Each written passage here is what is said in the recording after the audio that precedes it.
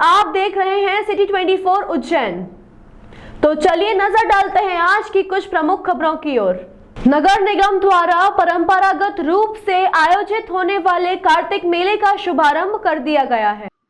नगर पालिका निगम द्वारा परंपरागत रूप से आयोजित होने वाले कार्तिक मेले का गुरुवार को समारोह पूर्वक शुभारंभ सर्वप्रथम मां सरस्वती के चित्र पर माल्यार्पण एवं दीप मालिका प्रज्वलित करते हुए महापौर मुकेश टटवाल की अध्यक्षता एवं विधायक अनिल जैन कालूहेड़ा के मुख्य आतिथ्य और पूर्व मंत्री पारस जैन, पूर्व अध्यक्ष जगदीश अग्रवाल के आतिथ्य तथा निगम अध्यक्ष कलावती यादव, निगम आयुक्त रोशन कुमार सिंह, MIC सदस्यों, पार्षदों एवं वरिष्ठ जनों की विशेष उपस्थिति में किया गया।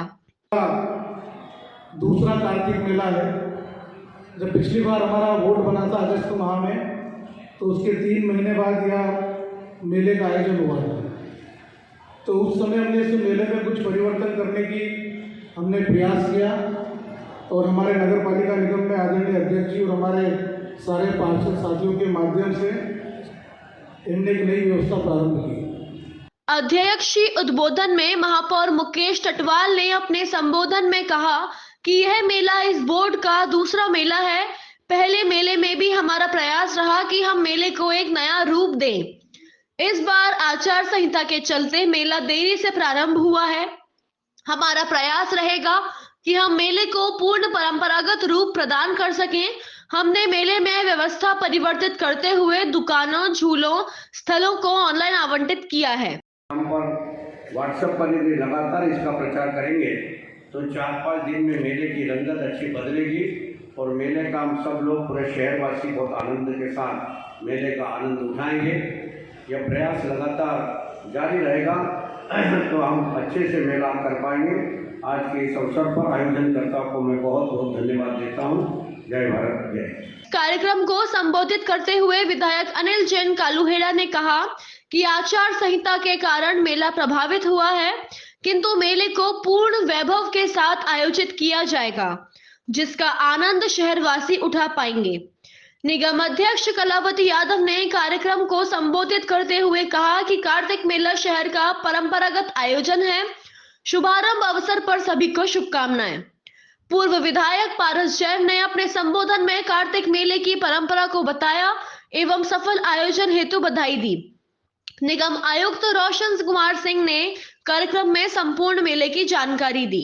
की वजह से आज हम लोग कर पा रहे हैं और जैसा हम सभी जानते हैं कि जो दुकानें हमारी वो सभी ऑनलाइन मीडिया के माध्यम से हो चुकी हैं जारी, जिसमें से तकरीबन 250 दुकानें हमारी जा चुकी हैं। बाकी की दुकानों की पुनर्निर्मित की प्रक्रिया प्रचलित है और जैसा कि अभी हम लोग देख पा रहे हैं दुकानों का लगना भी शुरू हो गया है। महापौर जी, आज मेले का शुभारंभ किया गया है, क्या क्या गतिविधियाँ होंगी और किस प्रकार उसको पूरा डेवलपमेंट किया जा रहा है? जय श्री महाकाल। आज माँ शिप्रा के पावन तट पर हमारे कार्तिक मेले का शुभारंभ किया गया है। इस मेले में जो परंपरागत रूप से सारे आयोजन होते हैं वो सारे आयोजन होंगे। यहाँ पर दुकानें प्रारंभ होने जा रही है, झूले लगने वाले हैं, झूलों का काम प्रारंभ हो गया है। साथ ही यहाँ पर प्रतिदिन सांस्कृतिक कार्यक्रमों का आयोजन होगा, जिसमें देश भर के कलाकार अपनी कला का प्रदर्शन करेंगे। साथ ही अखिल भारतीय कवि सम्मेलन होगा और यहाँ पे राष्ट्रीय स्तर का बॉडी बिल्डिंग का आयोजन होगा। विभिन्न खेल स्पर्धाएं होंगी। इस प्रकार के सारे आयोजन मेले में प्रतिदिन होंगे। क्या प्रचार प्रसार की कमी देखने को मिल रही है कि कई लोग वंचित रह गए हैं शुभारंभ के? आज जब चुनाव की आचार संहिता लगी हुई थी, परसों ही आचार संहिता हटी है और आज हमने मेले का शुभारंभ किया है। और हमेशा से ऐसा होता है कि जब मेला प्रारंभ होते होते उसको 5-7 दिन लगते हैं। 5-7 दिन में मेला अपने मूल से मेले की शान मानी जाती है झूले वालों ने इस बार लगाने के लिए मना करा, तो कौन लोग यहाँ पर झूले लगा रहे हैं? झूले लगाने वालों ने मना नहीं किया। झूले लगाने वाले के हमारे यहाँ पर ऑनलाइन टेंडर में काफ़ी आवेदन आए, उन्हें लगे भी और आपके सामने झूले खड़े भी हो।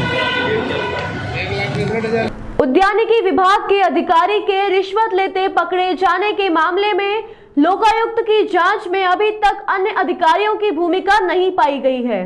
कुछ दिनों पहले लोकायुक्त ने उद्यानिकी अधिकारी को 20,000 की घूस लेते ट्रैप किया था। ग्रामीण विस्तार उद्यानिकी अधिकारी शैतान सिंह को पकड़ने के बाद विभाग के अन्य अफसर भी जांच के घेरे में थे। प्रकरण में संभागीय उद्यानिकी कार्यालय के अधिकारियों से भी जानकारी मांगी थी कि किसान को पाली हाउस में उच्च क्वालिटी की सब्जी उगाने के एवज में जो सब्सिडी मिलना थी उसमें कहां देर हो रही थी, वह कारण क्या रहा। संबंधित अधिकारियों ने बुधवार को लोकायुक्त कार्यालय में जानकारी भिजवा दी। डीएसपी लोकायुक्त सुनील कुमार तालान ने बताया कि आरोपी और किसानों को ऑडियो टैप की जांच कई बार की गई, जिसमें अन्य अधिकारियों की आवाज भी थी, मगर किसी ने भी यह अधिकारी रुपए मांगते नहीं सुनाई दिया है।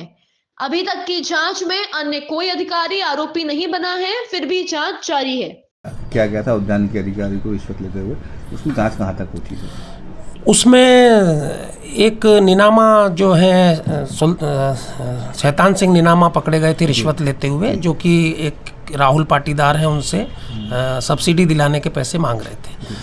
लेकिन उसी बीच में बातचीत करते हुए वे लोग यहाँ बड़नगर से उज्जैन उद्यानिकी के कार्यालय में आ गए थे।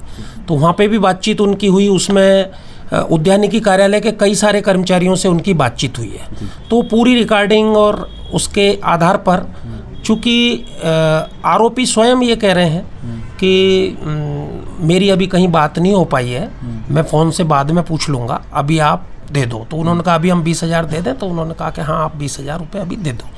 तो ऐसी एक रिकॉर्डिंग पूरी सुनी है हमने।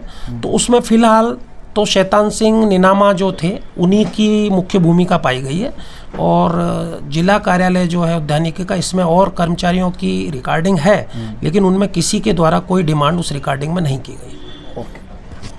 उनका इन्वॉल्वमेंट। बारिश से किसानों को हुआ फायदा। लगातार मौसम खराब होने के कारण अब फसलों में हो रहा है नुकसान। बारिश से किसानों को फसलों में फायदा हुआ था, पर लगातार मौसम खराब के कारण फसलों में नुकसान हो रहा है। ज्यादातर प्याज, लहसुन, आलू की फसलों में ज्यादा नुकसान हो रहा है, जिसके कारण किसान की चिंता बढ़ती जा रही है। हालांकि फसलों को धूप की आवश्यकता है। जैसे ही मौसम खुलेगा तो किसान की फसलें खेत में लहराती लगेंगी। हालांकि अभी फसलों में सिंचाई की कोई आवश्यकता नहीं है।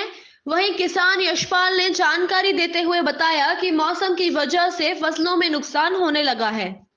2 दिन की बारिश हुई थी, उसमें तो फायदा हुआ था, किसानों को बहुत फायदा हुआ था। पर अब लगातार धूप नहीं निकल रही है और कोहरा बना हुआ है। इस कोहरे से फसल को भयंकर नुकसान है। कौन कौन सी फसल को नुकसान हो रहा है? इसमें सबसे ज़्यादा आलू की फसल, प्याज, लहसुन, इनको सबसे ज़्यादा नुकसान है। अभी गेहूँ तो छोटे हैं। उज्जैन वार्ड क्रमांक 2 पिपली नाका के क्षेत्र में एमपीईबी कर्मचारी को क्षेत्रीय रहवासियों व पार्षद ने मिलकर पीटा। उज्जैन वार्ड क्रमांक 2 पिपली नाका क्षेत्र में उस समय हंगामा हो गया जिस समय एमपीईबी के कर्मचारी एक घर पर विद्युत मीटर चेक करने पहुंचे थे। उस दौरान जब वह घर में घुसे तो घर पर एक महिला अकेली थी और उसने एमपीईबी के कर्मचारियों को यह कहकर रोका था कि अभी घर पर कोई नहीं है, आप लोग बाद में आइएगा। लेकिन एमपीईबी के कर्मचारियों ने महिला की बात ना सुनते हुए सीधा घर में घुस गए, जिसको लेकर महिला ने हंगामा मचाया तो क्षेत्रीय रहवासी वहां पहुंच गए और एमपीईबी के कर्मचारियों को पीटना आरंभ कर दिया।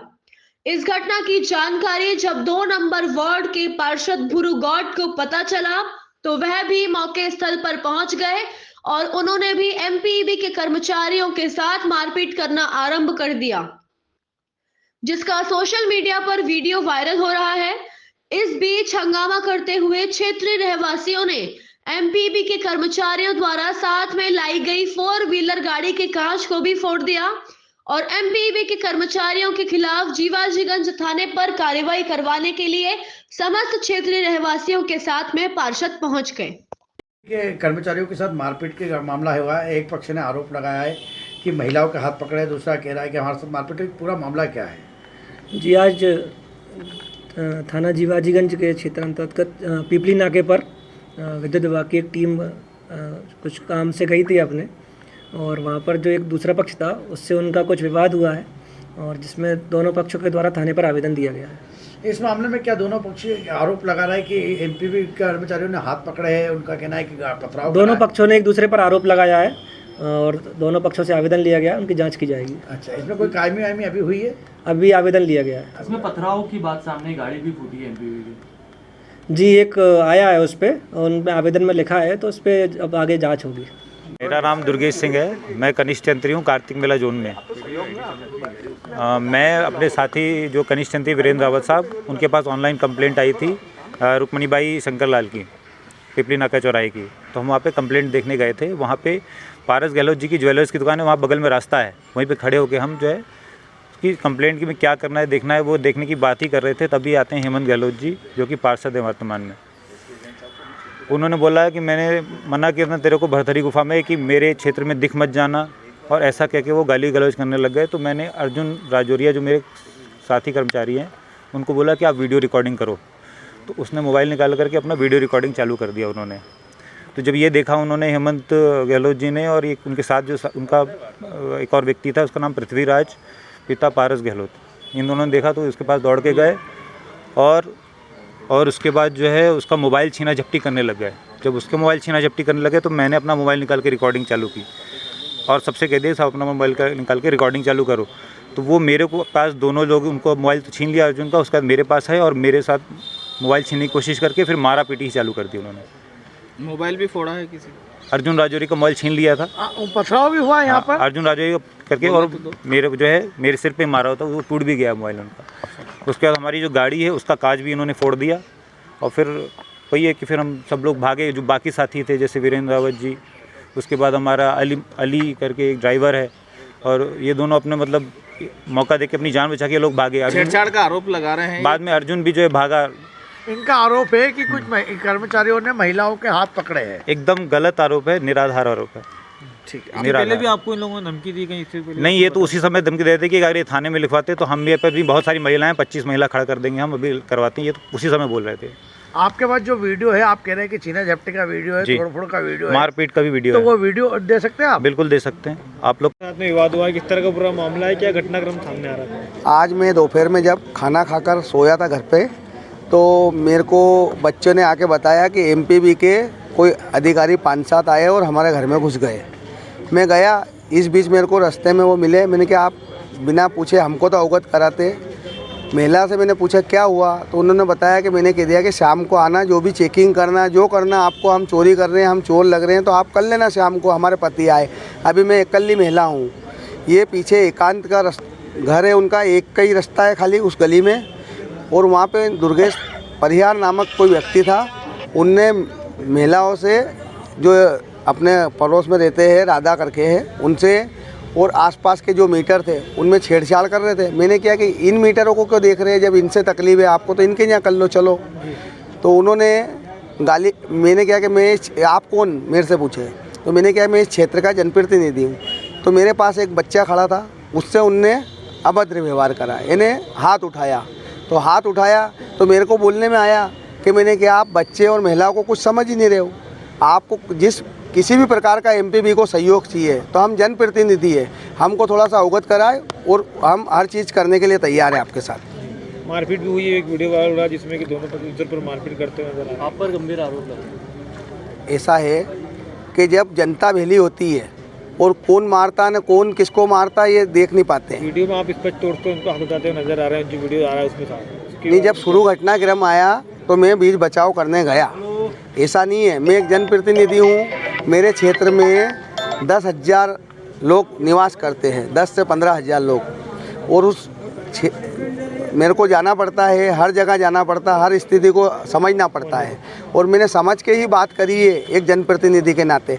अब कोई किसी का प्रकार का आरोप लगाए तो ठीक है। एमपीबी गाड़ी भी पथरा हुआ है, कांच फूटा है, कौन लोग हो सकते हैं? अब ये हजारों की भीड़ या 100 सैकड़ों की भीड़ में अपन ये नहीं बता सकते कि कौन व्यक्ति ने पथराव करा, किसने नहीं करा। ये ठीक अभी क्या है, दोनों पक्षों में समझौता हो गया, क्या एफआईआर करवा रहे हो? अभी हमारी तरफ से अगर वो एफआईआर दर्ज कराएंगे तो हम भी कराएंगे। हमारे महिला मंडल बैठा हुआ जिनके साथ घटनाक्रम हुआ है वो। अच्छा, वो समझौता करवाएंगे तो फिर वो हाथ पकड़ने वाली बात झूठी हो जाएगी, मतलब फिर नहीं करवाएंगे? ऐसा नहीं है, महिला नहीं है, हम तो एफआईआर के लिए तैयार है। अपन यही साहब एफआईआर महिला उनको बिठा रखा है 1-1.5 घंटे से, उनने क्या अभी करते हैं और कोई कर नहीं रहे वो रिपोर्ट। उज्जैन बाबा महाकाल की भस्म आरती में पहुंचे अर्पित राका। टीवी सीरियल महाभारत में दुर्योधन का किया था रोल और भी कई सीरियल में किया है काम। सिद्धार्थ तिवारी महाभारत सीरियल के डायरेक्टर भी बाबा महाकाल की भस्म आरती में सम्मिलित हुए। बाबा महाकाल की भस्म आरती में प्रतिदिन हजारों भक्त आते हैं और बाबा महाकाल से प्रार्थना करते हैं। इसी कड़ी में आज महाभारत सीरियल में दुर्योधन बने अर्पित राका और दूसरी बार बनी महाभारत के डायरेक्टर सिद्धार्थ तिवारी ने भी बाबा महाकाल की आरती में सम्मिलित होकर अपने आप को धन्य माना है। भस्म आरती के दौरान बाबा महाकाल की भक्ति में लीन दिखाई दिए और कहा कि बाबा महाकाल ने तो बिना मांगे बहुत कुछ दिया है। वहीं डायरेक्टर तिवारी ने कहा कि शिव शक्ति सीरियल के पहले से हमारी इच्छा थी बाबा महाकाल के दर्शन करने की। आज बाबा महाकाल की आरती में सम्मिलित हुए। भस्म आरती में सम्मिलित होकर अपने आप को धन्य माना। वक्त है एक छोटे से ब्रेक का, तो कहीं मत जाइए और बने रहिए हमारे साथ सिटी 24 उज्जैन में।